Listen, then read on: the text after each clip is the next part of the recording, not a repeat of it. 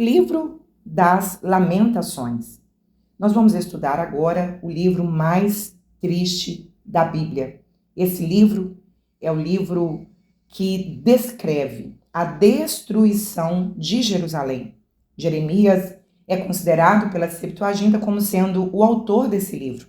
Então nós temos dois livros de sua autoria, o livro que nós acabamos de estudar, que é o livro do profeta Jeremias, quando nós estudamos todas as profecias ditas por Jeremias sobre a destruição, que era o castigo de Deus sobre aquela nação, porque eles não se arrependeram dos seus pecados. Agora, esse livro, chamado também de Livro das Lágrimas, é um poema muito triste, é um lamento fúnebre sobre a queda de Jerusalém. Então, ele tem um estilo literário diferente. Nós vamos perceber que tem letras do alfabeto hebraico. Aleph, Beit, Veit. Essas letras, que são 22 letras no alfabeto hebraico, elas vão enumerar esses versos. E o capítulo 5, ele é diferente. Capítulo 3 vai ter 3 versículos para cada letra, então vai dar 66 versículos. Esse livro foi escrito por volta de 586, logo após a queda de Jerusalém. Jerusalém havia sido destruída pela Babilônia, judeus mortos, torturados. Então, o cenário que é descrito nesse livro, imagina um cenário pós-guerra, porque é assim que nós imaginamos. Nabucodonosor invadiu Jerusalém por 3 vezes e na terceira vez colocou fogo na cidade, derrubou os muros.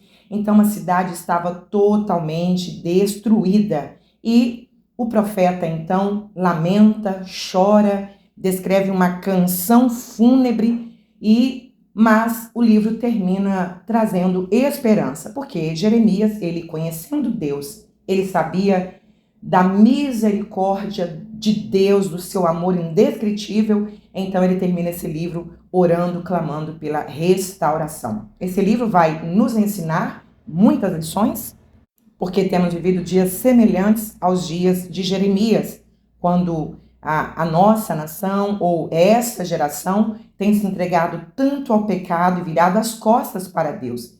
E esse livro nos fará lembrar que haverá um juízo de Deus, mas que o propósito do Senhor é que haja arrependimento. Então vamos estudar o livro de Lamentações.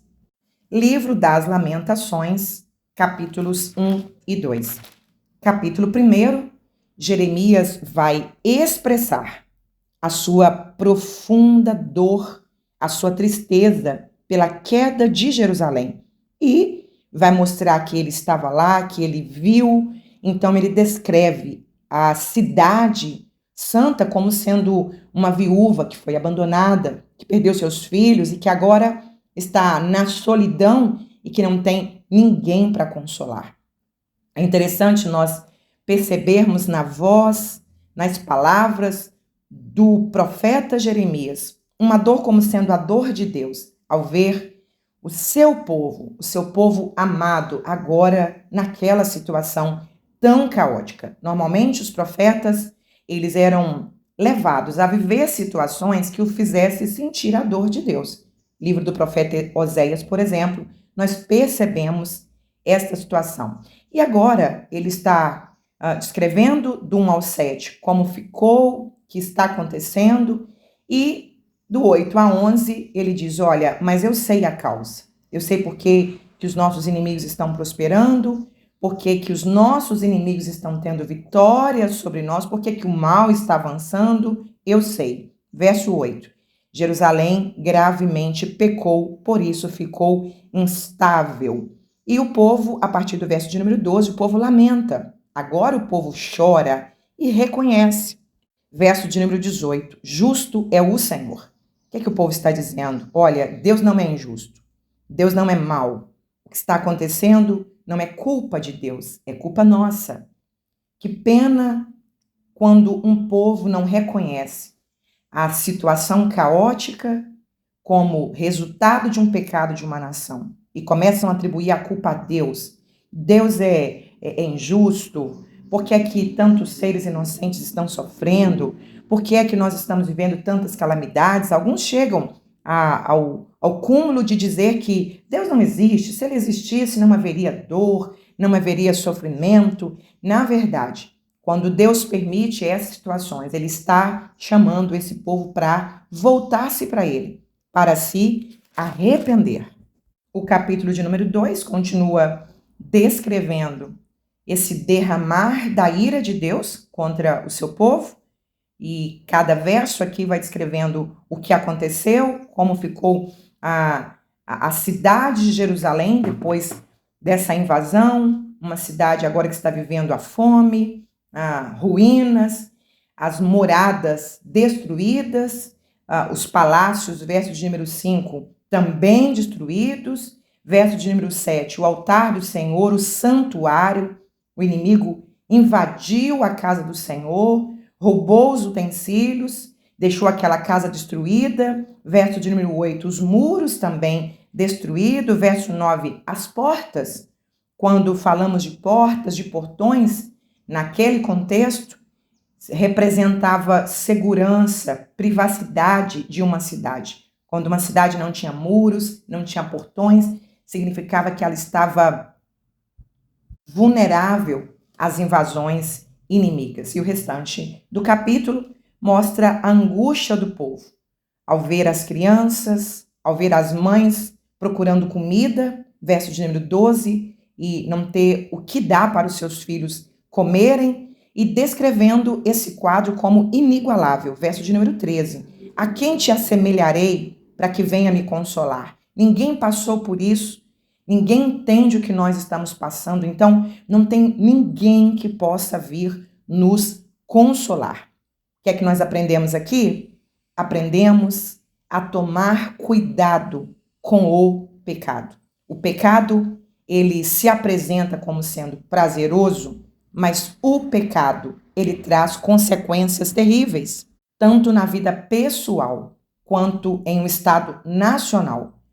Quantas pessoas sofrendo amargamente por causa de pecados cometidos não confessados. E o Senhor vai permitindo situações para que esse indivíduo se arrependa. Isso é amor de Deus. Isso não é um Deus covarde. Na verdade, isso é amor de Deus. Quando o Senhor vai nos permitindo situações que vão nos afunilando, até que nada mais nos reste, a não ser olhar para cima e sermos alcançados pela misericórdia de Deus. Livro das Lamentações, capítulos 3, 4 e 5.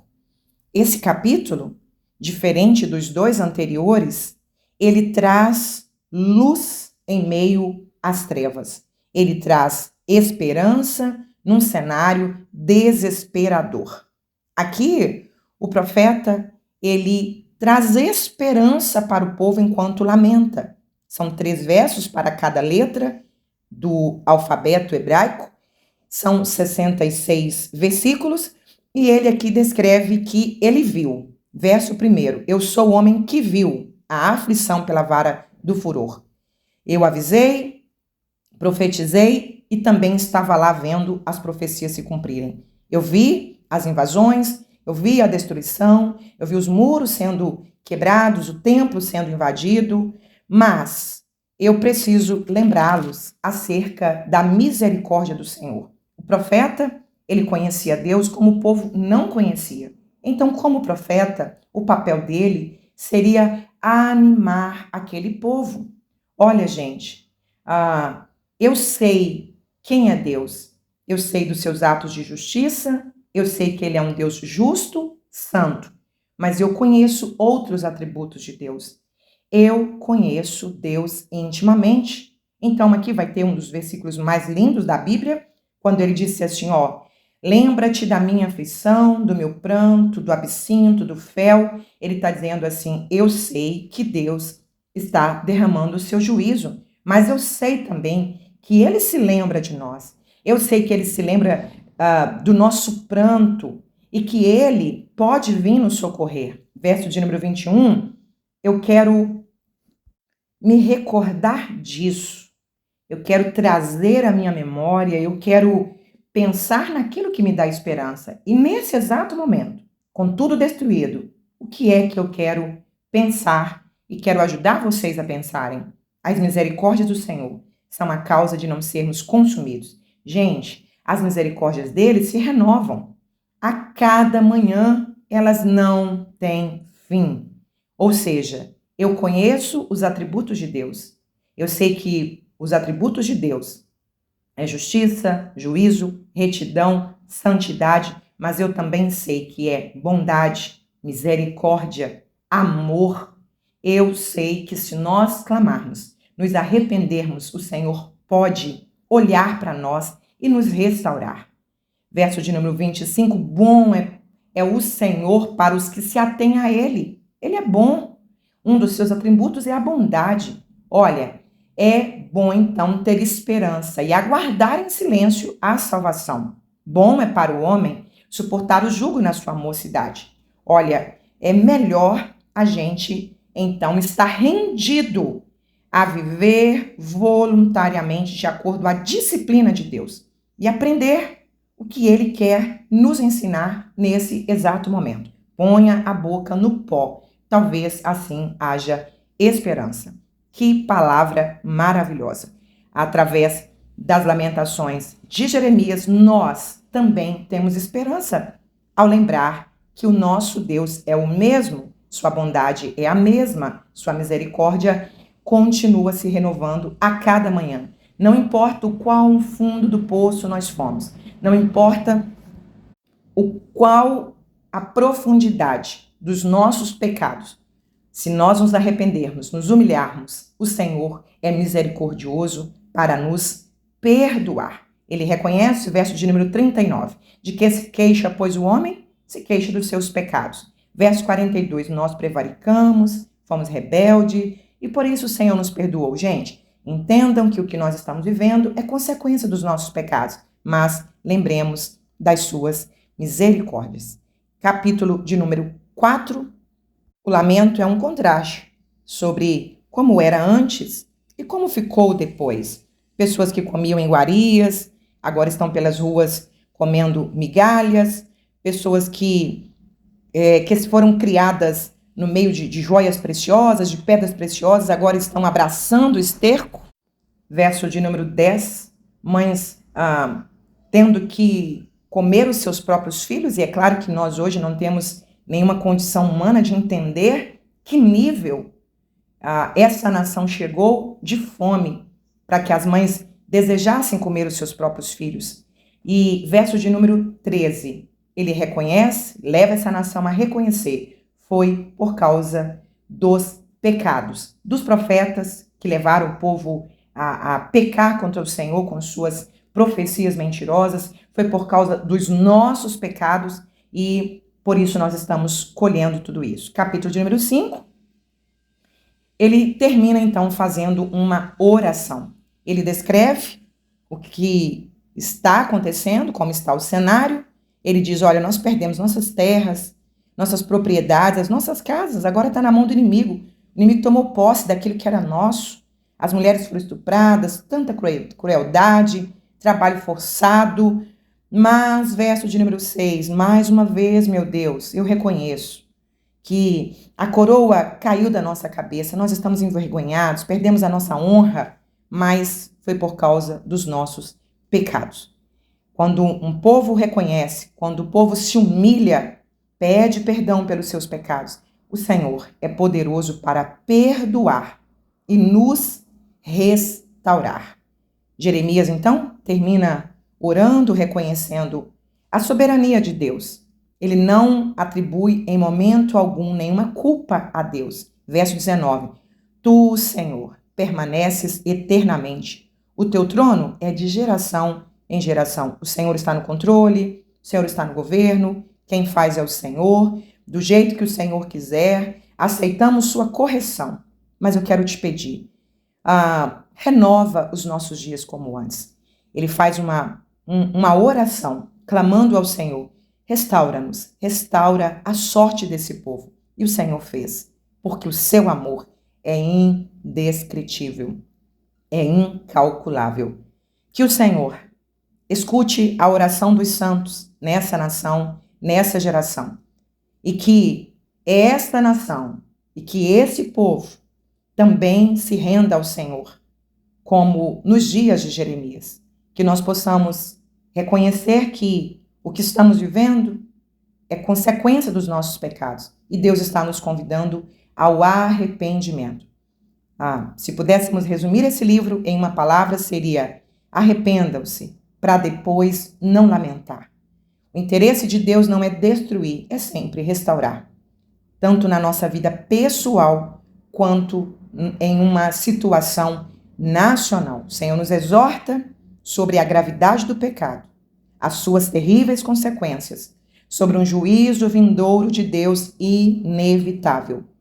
Deus julgará essa terra, Deus julgará os povos, Deus julgará as nações, Deus julgará os reis, Deus julgará os impérios, Deus julgará os juízes injustos, os governos corruptos, todos serão julgados, mas nós também, como indivíduos, seremos julgados. Mas a palavra de esperança do livro é: o amor de Deus, a sua misericórdia não tem fim. Que Deus nos abençoe através desse livro tão confrontador, que é um alerta sobre não se entregar à vida de pecados. Muito pelo contrário, ter uma vida de relacionamento e obediência com Deus.